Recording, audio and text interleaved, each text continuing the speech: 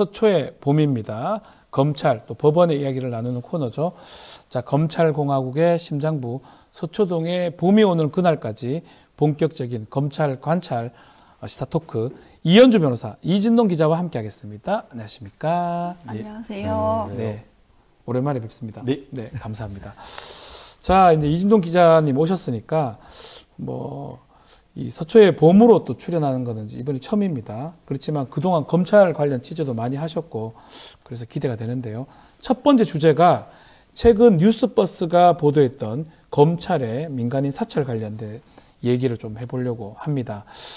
이게 지금 지난 24일 날 뉴스버스가 직접 아마 보도를 했던 것 같아요. 대법원이 디넷 보관 뒤에 별건 수사에 대해서 입장을 밝힌 걸 보도를 했는데 이거 보니까 이 검찰이 특사경에 대한 지휘감독권을 빌미로 특사경의 디지털 수사 정보, 이 엔디파스라고 하는데 이것을 다 대검의 클라우드망으로 모으고 있다. 이런 보도를 했습니다. 일단은 특사경부터 우리 이진동 기자님께서 조금 설명을 좀 해주면 좋을 것 같습니다. 네.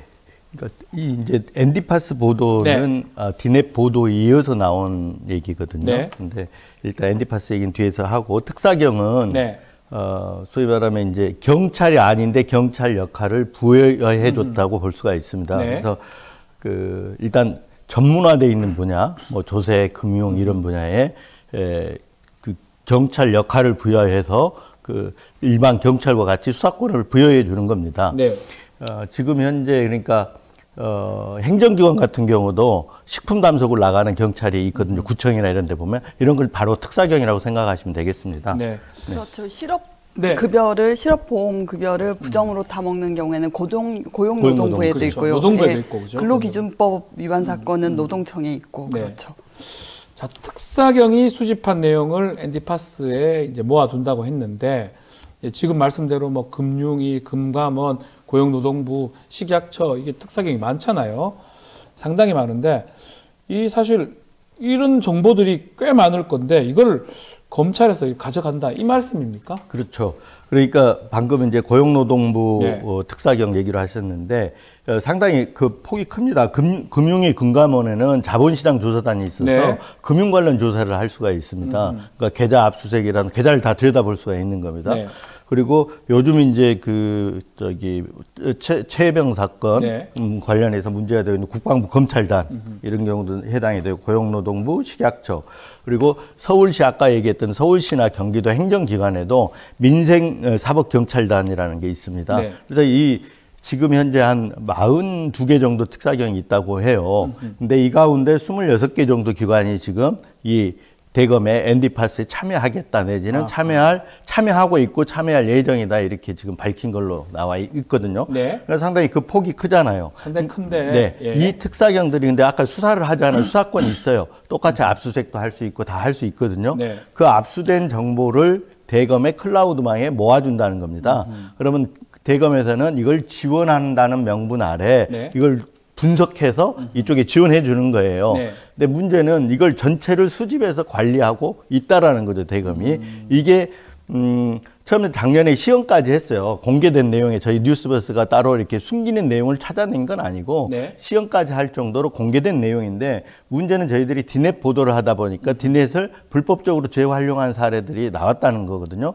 그렇다 그러면 이 엔디파스라고 해서 이 엄청난 정보가 대검에 수집해서 관리되고 있는데 다른 식으로 활용될 수 있다. 소위 말하면 디지털 캐비넷화 할 수 있다라는 의혹을 제기를 하는 거죠. 그래서 차제 여기에 대해서도 어떤 그 감독할 수 있는 어떤 장치라든가 외부에서 투명하게 들여다볼 수 있는 장치라 이런 게 필요하다는 차원에서 저희들이 보도를 하게 된 겁니다.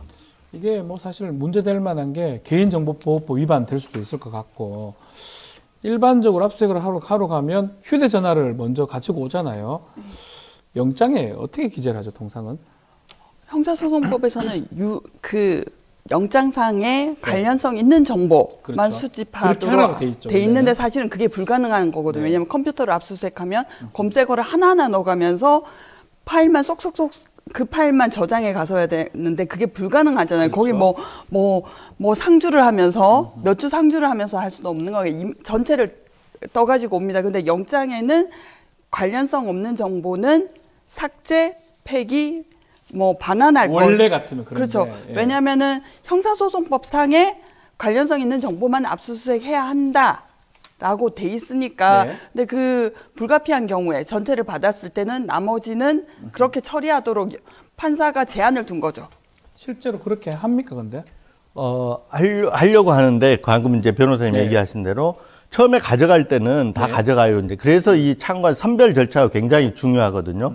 그래서 관련성이 있는 정보만 해가지고 그걸 추려내야만이 거기서 압수 절차가 끝나는 거예요. 그렇죠. 네, 가져가는 게 압수가 아니라 가져가서 참관 하에 선별되잖아요. 이건 관련 있고 없고. 그래서 선별 절차가 끝나면 그게 압수 절차가 끝나는 건데 이 선별 과정에서 당사자는 이 관련성 없다라고 이렇게 항변을 하지만 그 관련성 기준이라는 게 모호하기 때문에 그렇죠. 예. 이 수사검사 측에서 뭐 상당히 폭넓게 가져갈 수 있다라는 거죠.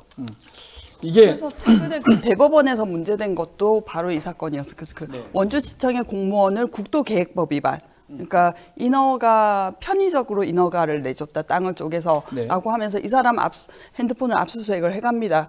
그러면은 사실 이제 원칙대로라면 관련성 없는 정보는 사실은 불법으로 압수된 것과 마찬가지이기 때문에 영장상의 명령대로 삭제, 폐기했어야 돼요. 근데 네. 그걸 계속 들여다보면서 어라?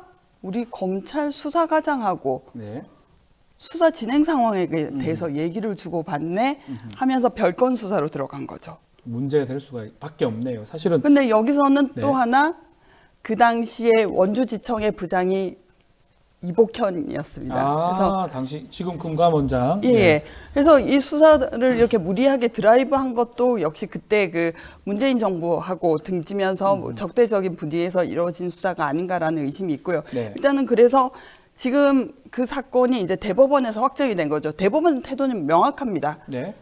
그건 삭제, 폐기하라고 돼 있는 건 돼 있는데 나중에 활용한 것은 이건 불법으로 압수수색한 거다. 그래서 이걸 대검에 보관해 놓고 다시 압수수색 영장을 법원으로 받아서 압수수색을 하든 피고인이 동의를 하든 다 위법 수집 증거다. 라고 명확하게 판단을 하고 있습니다. 지금 말씀대로 재판 끝날 때까지 관리하고 있다가 끝나면 폐기하고 새로 해야 되는데 끝났는지 폐기됐는지 그거 확인할 수 방법이 있나요? 그건 없지만 예. 우선 이제 헷갈리는 부분들이 있어요. 네, 네. 검찰이 자꾸 재판이 끝날 때까지 우리가 원본 동일성이라든가 무결성을 위해서 갖고 있어야 된다 이 주장을 하거든요. 검찰이 주장하는데 예, 방금 변호사님도 그 얘기를 하셨잖아요. 예. 근데 그게 아니에요. 재판이 끝날 때까지가 아니고 처음부터 그건 압수하면 안 되는 거예요. 처음부터 가져가면 안 되는 것이다. 안 되는 거를 자꾸 넣어놓고 있는데 이제 언론에서 문제 제기를 하니까 검찰은 재판이 끝날 때까지는 갖고 있어야 된다는 식의 어떤 논리를 펴는데 사실상 압수영장에서 사건 관련성 있는 정보만 압수하라기 때문에 네. 그게 선별해서 그것만 갖고 있어야지 나머지 것까지 들어있는 휴대폰을 통째로 저장해 놓고 있다가 아까 얘기하신 것처럼 별건 수사에 활용한다든가. 딴 데 써버리고. 네. 예. 그러니까 저장, 이 보관 자체가 잘못된 거고 나중에 별건 수사로 활용하는 것 자체도 잘못된 거예요. 불법인 거죠. 그래서 네. 왜냐하면 삭제하고 폐기됐어야 될 거, 그리고 압수하지 말았어야 할 것들을 갖다가 저장해 놓은 거 아닙니까? 네. 이게 불법인데 그 불법으로 수집된 정보에다 압수수색 영장을 신청해서 받아낸 거예요. 근데 사실은 판사가 알았으면 발부를 안 하는데 네. 판사도 잘 모르거든요. 그게 불법적으로 저장된 정보인지를 모르기 때문에 이렇게 발부하는 경우가 있어요.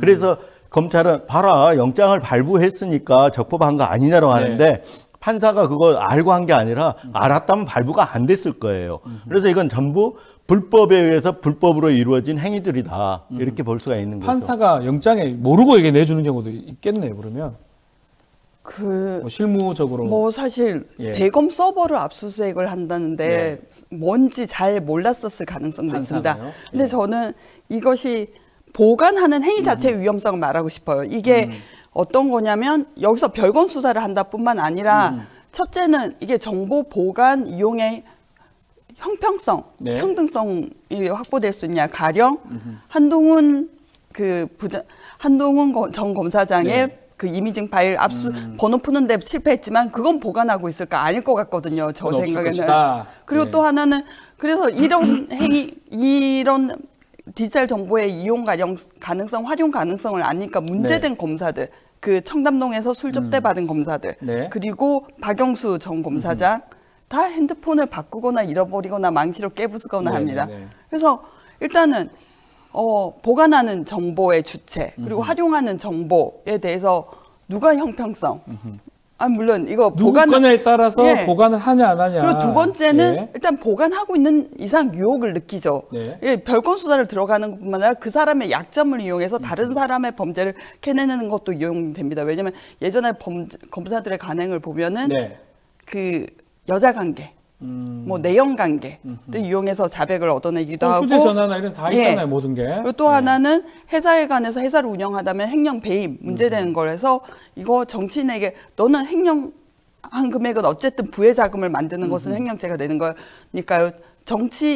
이 정치인에게 줬다고 해라. 그럼 우리는 봐주겠다. 이런 식으로 거래가 일어날 수 있어요. 이 보관하는 자체가 남용의 위험성, 수사권 남용의 위험성을 야기합니다. 자, 디넷의 휴대전화 전체 정보를 검찰이 이제 저장하고 있다가 이게 지금 별건하겠다 이런 얘기를 했는데, 이진동 기자님 어떻게 이거 알게 되는지 설명 좀 부탁드리겠습니다. 네, 그 알기 전에 이제 재밌는 부분이 말씀해 주세요. 시청자들이 제일 궁금해하는 거는 어떤 사람 걸 갖다가 저장하느냐, 이게 제일 궁금해할 것 같아요. 그 얘기 하셨어요. 그러니까. 근데 이제 우리 좀 첨언하면 이 변호사님은 주요 인사 중심으로 이렇게 얘기를 했는데 제가 보기엔 그렇지 않아요. 주요 인사가 아니라 주요 정보. 그러니까 선별을 하는 과정에서 들여다 본단 말이에요. 그러면 이걸 나중에 써먹을 수 있을지 없을지 아는 거예요. 그러니까 일반인들도 대상이 되는 거예요. 그러니까 예를 들면 2020년도 윤상현 의원 사건 같은 경우는 휴대폰 저장을 일반인이에요. 사건 관계인인데 그 사람 걸 하다 보니까 윤상현 의원 관련돼서 들어있는 거예요. 그러니까 그걸 통째 저장했다 그걸 나중에 써먹는 케이스거든요.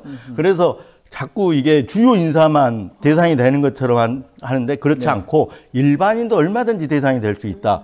특히 일반인 가운데는 브로커 역할을 하는 사람들은 주요 정보들이 많을 수 있잖아요. 더 많겠죠. 더 많죠. 그거는 그냥 들어가는 거예요. 갖다 나중에 아까 이제 얘기해서 별건 수사로 디지털 캐비처럼 쓰는 거죠. 거기에 무슨 어떤 사생활, 아까 뭐 여자 관계 이런 얘기도 있을 수도 있고 아니면 사건 관련된 내용도 있을 수도 있고, 그렇기 때문에 이게 꼭 주요 인사에 한정돼 있다. 이런 건 아닌 것 같아요. 왜 이제 제가 그걸 알게 됐냐면 어떻게 시대가 됐습니까?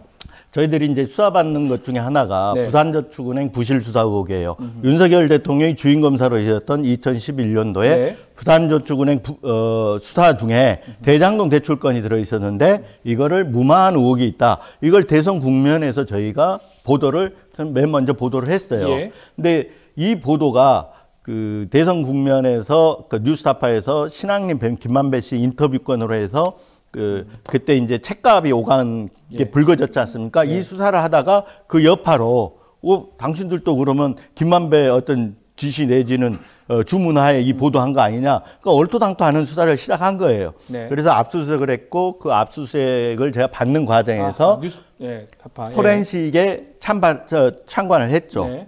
그 참관하는 과정에서 이제 보다 보니까 삭제 폐기 확인서 아까 선별 절차가 끝났어요. 그래서 이걸 압수합니다. 그리고 삭제 폐기 확인서를 줍니다. 그래서 제가 사인을 했고 그 다음에 이제 끝났으면 집에 가야 되잖아요. 그런데 휴대폰 포렌식 끝났으니까 저는 휴대폰을 돌려달라고 한 거죠. 근데 조금 한두 시간 기다려야 된다는 거예요. 왜 기다려야 되냐? 그래서 업로드를 하겠다라고 해서 이제 거기서 옥신각신이 좀 된 거고, 그래서 저는 절대 동의를 못 한다. 끝났는데 이걸 왜 또 업로드 하냐? 그러면 선별 절차란 이 과정은 왜 했냐? 이렇게 이제 하다 보니까 하겠다라고 해서 그렇다면 하겠다고 한다면 내가 말릴 방법 없으니 제가 의견을 남기겠다라고 했고 그 과정에서 저를 설득시키기 위해서 이게 하게 돼 있습니다 하고 보여준 게 이제 수사 지휘서예요. 수사 지휘서를 보여주면서 이렇게 하게 돼 있습니다라고 보여줘서 제가 그런가요라고 하고 이제 그럼에도 불구하고 영장에는 이렇게 기재가 돼 있다라고 따지니까 검사한테 물어보러 가는 것 같아요. 제가 완강하게 이제 얘기를 하니까. 근데 가면서 그 수사지휘서를 놔두고 갔어요. 그래서 제가 이제 이건 문제가 있구나 싶어서 그거를 휴대폰으로 촬영해 놨고 이걸 나온 뒤에 이제 좀 추가 취재를 해서 이걸 보도를 하게 된 겁니다. 뭐 하실 말씀 있습니까? 사실은 이제 그 장충기 네. 삼성 미전실 실장의 핸드폰도 그런 식으로 압수수색돼서 삼성 바이오로직스 사건이나 이런 것들을 그렇죠. 검사들이 활용하는데 삼성 변호사조차 발견하지 못한 걸 발견하지 이 시대에 참. 근데 발견할 수가 없는 게 예. 보통은 변호사들은 그러리라고 생각을 하지 않기 때문에 삭제 폐기 확인서에 사인하면 그냥 가는 거죠. 뭐 변호사가 그거 야 진짜로 폐기됐는지 안 됐는지 확인 좀 해보자 이렇게 하지는 않잖아요. 업로드 하는데 시간이 걸린다라고 하니까 뭔가 이상하다라고 캐치를 하신 거잖아요. 그게 이제 아니, 저는 그거보다도 이거를 왜 삭제 폐기 확인서 분명히 사인까지 했는데 그걸 또 다시 서버에다 저장하느냐 이 부분이 네. 이상한 거죠. 자. 처음으로 돌아 대법원 판결 좀 보면 휴대전화 전체 정보 저장 이게 별건 수사 위법하다 판결문에 지금 명시가 되는 상황인데 자 뉴스버스에서 단독 보도한 검찰의 민간인 불법 사찰건 이게 법적 처벌이 가능합니까? 이건 어떻게 봐야 됩니까? 네, 네, 이건 당연히 법적 처벌이 따릅니다. 그래서 검찰이 이걸 이렇게 예규에다까지 규정을 해서. 예. 이걸 해온 게 저는 너무 의아해요. 아하, 예, 이 검사들은 또 법 전문가들 아니겠습니까? 네네. 근데 개인정보보호법을 보면 처벌 규정이 상당히 중하게 돼 있습니다. 그렇죠. 뭐 금지 행위로 규정이 돼 있는데 이 금지 행위를 위반한 경우에는 뭐 1억 원 이하, 10년 이하 징역까지 이렇게 중한 처벌을 하도록 돼 있는데 네? 뭐냐면 부정한 방법에 의한 정보 취득, 관리 이게 이제 영장에 의하지 않고 나머지 정보를 취득해서 관리하는 거. 이게 부정한 방법이거든요. 네. 그리고 권한 없이, 이 부정한 방법으로 취득됐기 때문에 권한이 없잖아요. 권한 없이 이거를 대검 서버에 네. 그 수사검사가, 수사검사 자체가 개인정보 처리 주체예요. 근데 이 검사가 권한 없이, 그러니까 불법적으로 압수한 거니까 권한 없이 대검 서버에다가 저장하도록 넘겨준 거. 그렇죠. 이거 자체가 개인정보보호법 금지행위에 해당이 되는 거죠. 같습니다. 네. 앞으로 이 대법원 사건의 배경으로 묻힌 사건을 제가 말씀드리고 싶은데 네, 일단은 그때 그 원주시 공무원의 네. 핸드폰을 이미징을 떠서 전체를 보관하고 있다가 거기서 이제 쏙쏙 뭐 곶감처럼 빼먹은 것인데요. 네. 결국은 타겟은 누구였냐면은 민주당에서 공천을 받은 원모 시장이었습니다. 그래서 그렇게 열심히 수사를 했던 거고요. 그러면서 이 공무원에게 청탁을 한, 공무원의 사건에 대해서 청탁을 한 수사과장, 뭐 사무과장이 이렇게 같이 피고인이 된 사건인데, 예. 하나는, 뉴스에서도 잘 안 나온 사건이지만, 원주시의 한 사업가가 자살을 합니다. 아, 여기서 극단선택하군요. 그래서 이제 검찰에, 원주지청에 불려가서 이런 건으로 압박을 받다가, 이제, 구속영장이 기각돼요, 법원에서. 네. 그런데 별건으로 다시 부르는 겁니다. 아하. 그때 그 절망감은 나는 이 검찰의 사슬에서 구속에서 영원히 못 풀려나는구나 라는 그런 엄청난 공포감을 자살을 해요. 예, 이런 그 묻힌 사건, 또 다른 사건도 있었습니다. 네. 결국은 언제든지 내 정보가 또 다시 돌아서 네. 언젠가 다 영장이 들어올 수 있다. 네, 그렇죠. 그 공포감이 있는 거네요. 그렇죠. 금방 이제 얘기한 대로 첨언해서 얘기하면 네. 이게 저희들이 이제 대법원 판례 갖고 이렇게 그것만 갖고 썼지만 네. 그 뒷배경에는 저런 부분도 있어요. 그래서 아까 이복현 지금 금융감독원장이 네. 특수사 검사잖아요. 그렇죠. 네, 윤석열 사단으로 분류되어 있는 검사인데 그 전에 장충기 문자도 장충기 문자를 나중에 그게 이재용 삼성전자 회장의 불법 승계 혐의 사건에 이용이 되잖아요. 네. 재활용이 되는데 예, 예. 그때도 이복현 특수사부장으로서 서울중앙지검 특수사부 관련이 돼 있는데 하나의 특수사 방식으로 볼 수 있는 부분이 바로 이런 거거든요. 네. 예. 그래서 아까 이거는 이제 검찰 수사관의 이 별건 사건으로 갔지만 그 전에 이제 수사는 아마 아까 원주시장 그리고 민주당 정치인 그 실세 정치인 뭐 이런 부분들을 갖다 수사하려고 물 밑에서는 움직였던 것 같아요. 그래서 그런 결과는 안 났지만 그 수사를 하려고 하니까 이렇게 좀 무리하게 하지 않았나 이런 생각도 갖고 아까 전에 예고 말씀하셨는데 이게 검찰의 네. 정신을 엿볼 수 있는 건데요. 검찰이 국정농단에서 문광부의 그 문화인들 블랙리스트 예. 사건을 수사하지 않았습니까? 예, 예. 그런데 자기네들은 우리가 예고 만들어서 집행하는 걸 적법하다고 여겨요. 그래서 만든 얘기니까. 집중관리 검사 대상 대한 예규가 있죠. 그런데 네. 그걸로 관리하는 대사는 받은 검사는 누구냐? 이문정 검사가 유일해요. 음주운전 몇 번 하고 비행이 있는 검사도 거기에 오르지 않았는데 그래서 너네들이 하면 불법이고 우리가 예규 만들어서 하면 적법하다고 생각하는 이게 국민으로서는 도저히 헌법보다 위에 있죠. 네. 대법원 판결보다 위에 있어요. 대검 예규가 네. 검찰 예규가 그렇죠. 우리는 이제 상위법이 헌법, 법률, 뭐 대통령령 뭐 이렇게 알고 있는데 그 사람들의 생각은 예규, 대검 예규, 헌법이죠. 검찰총장 지시가 더 중요하다. 상에 있는 것인데. 알겠습니다. 자, 지금 최상만 특검법 지금 처리 지금 얘기를 계속 하고 있는데 공수처 수사도 급물살 좀 타고 있습니다. 어떻게 보십니까? 좀 가능성 좀 더 있다고 보십니까? 유재현 법무관리가 뭐 조사도 지금 진행 중이고요. 공수처 좀 짚어주시죠.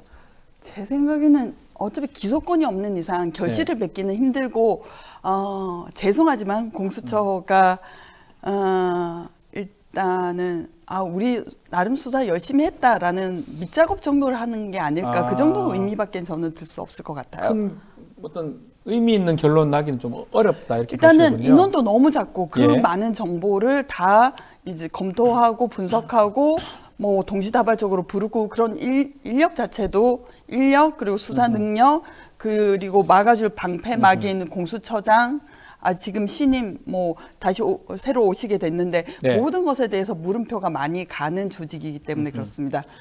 처리가 열심히 하고 계시는 네, 이대한 어떻게 부장검사님 보십니까? 죄송합니다. 저도 이제 비슷한 생각인데 네. 공수처가 이제 이게 지금 특검이 예상이 되잖아요. 네. 물론 이제 특검법 당연히 처리되고 그 다음에 거부권 될 걸로 보이고 하지만 또 재의결이 될지 안 될지는 모르지만 어차피 특검 수순으로 간다고 지금 봐야 되잖아요. 네. 그래서 공수처 입장에서는 갈 수도 있다라고 전제하고 지금 수사를 하는 것 같아요. 그렇다 그러면 만약에 특검 가가지고 이 공수처에서 이미 고발이 돼 있고 뭐 했는데 아무것도 안 했다는 게 나오면 예. 안 됐다는 게 나오면 공수처 입장에서 존재의 이유가 없잖아요. 네. 그래서 어찌됐든 간에 우리가 할 만큼은 했다라는 걸 보여주는 정도에서 끝날 것 같다라고 저도 생각이 그 정도에서 그칠 거다 이렇게 그러니까 생각합니다. 그나마 지금 좀 의미 있는 부분이 이시원 공직기강 비서관하고 유재현 법무관리관 통화를 했다는 그 부분이거든요.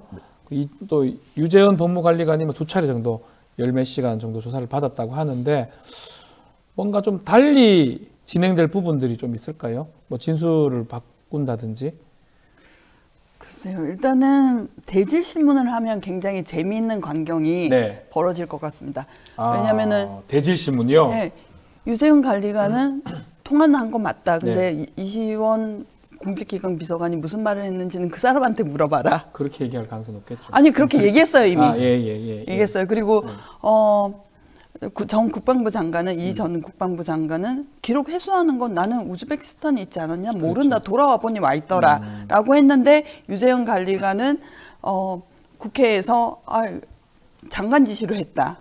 그래서 이렇게 대질 조사를 하면 굉장히 재미난 풍경이 벌어지겠다는 엇갈리는 것들이 많은 것 같아요. 네. 유재훈 법무관리관 중심으로. 그러니까 유재훈 법무관리관이 이 사건의 어떤 유통 과정에 있는 상당히 중간 과정에 있는 핵심 인물이잖아요. 예. 그래서 지금 유재훈 관리관을 이제 두 번째 소환 조사를 했는데 여기를 조사해야 아까 얘기했던 대로 누구를 또 조사하고 말을 맞춰볼 거 아닙니까? 네네. 그래서 지금 두 번째 빨리 조사를 하고 있는 것 같아요. 그리고 그 전에 이제 그게 유재훈 관리관이 무슨 자백을 해서 나온 게 아니고 통화 내역을 분석하니까 나온 거잖아요. 예.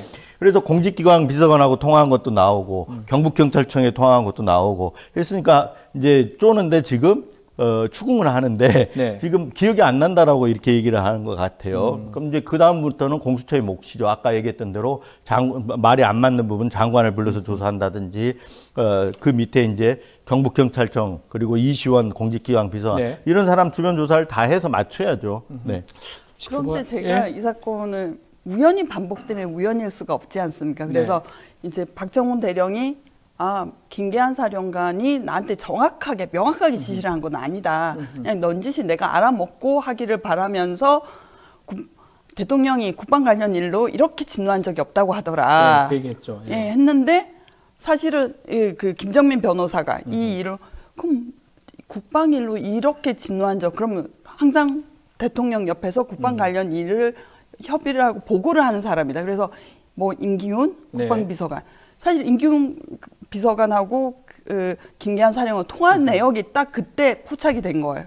그 다음에는 기록 찾아오던 8월 2일 날 그 공직기강 비서관의 행정관, 경찰관에서 파견돼 있던 사람이죠. 그 사람이 국수본에 연락을 하지 않습니까? 그래서 기록을 찾아오는 과정에서 공직기강 비서관실에 있는 경찰관, 국수본, 경찰청, 경북경찰청 이렇게 라인이 돌아가고 또 이시원, 유재은 관리관 또 이렇게 세 번의 이런 우연이 아닌 거죠. 필연인 거죠. 알겠습니다. 자, 이 가운데 공수처장이 지금 지명이 됐습니다. 오동훈 변호사입니다. 판사 출신. 어떻게 보십니까? 좀 아십니까?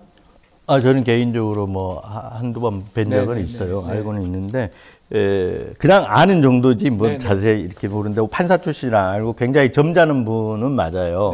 그래서 저는 이제 오동훈 변호사가 수사력이 있냐 없냐 이런 것보다는 그동안 3개월 동안 공수처장을 공석으로 놔두지 않았습니까? 그렇죠. 없었어요, 그런데 지금 5월 2일 날 민주당에서 특검법 처리하겠다고 하니까 공수처장을 임명을 했어요. 저는 그래서 이거는 어떤 그 대통령실에서 공수처장을 임명함으로써 뭐냐면 공수처가 수사하고 있으니까 특검법 좀 두고 봅시다. 공수처 수사를 봅시다라고 하려는 명분을 삼은 거예요. 명분이다 이거는. 그렇죠. 공수처장을 임명을 안 하고 그 얘기를 할 수가 없으니까 공수처장을 임명해놓고 특검법이 의결되면 특검법을 거부하기 위한 명분의 어떤 자락을 깔았다. 이게 지금 공수처장 임명이 지금 내포되어 있는 함이다. 이렇게 보고 있습니다. 그러다 보니까 검사 출신 아닌 판사 출신의 조금 아마 좀 이례적이다 이런 평가도 있는 것 같아요. 뭐 김진욱 처장도 판사 출신이었으니까요. 근데 뭐 사실 이제 공수처장은 수사력보다는 뭐 우리 애들 건드리지 마라고 하는 방패막이.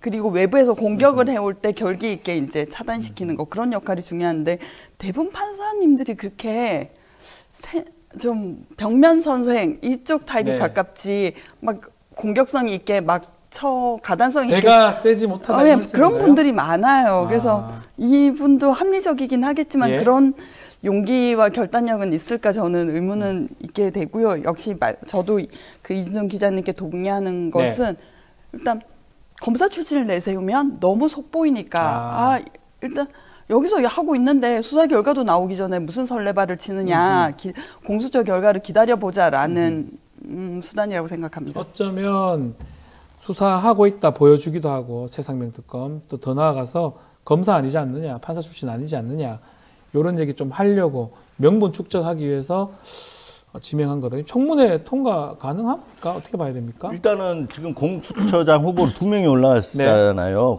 이제 그 전에 오동훈 지금 변호사하고 이명순 국민의힘 추천이고요. 이명순 변호사라고 있었는데 이명순 변호사야말로 그 윤석열 대통령하고 친목 모임에서 우검의 출신이라는 얘기 때문에 논란이 되지 않았습니까? 그런데 두 사람 중에 지금 오동훈 변호사가 올라갔으니 오히려 지금 올라간 두 분 중에서는 더 낫다고 봐야 돼요. 그나마 둘 중에 낫다고 봐야 되는데 판사 출신이라고 해가지고 뭐 수사력이 있다 없다 지금 우리가 먼저 선입견을 갖고 얘기할 필요는 없을 것 같고요. 아까 얘기한 대로 그 방패막이 역할을 할 수 있느냐, 전체를 볼 수 있는 눈이 있느냐가 중요하잖아요. 중요하죠.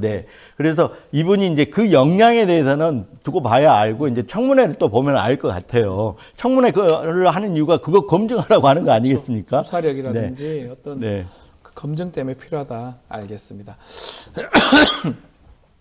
오늘 말씀 여기까지 듣겠습니다. 이현주 변호사, 이준동 기자 감사합니다. 고맙습니다. 수고하셨습니다.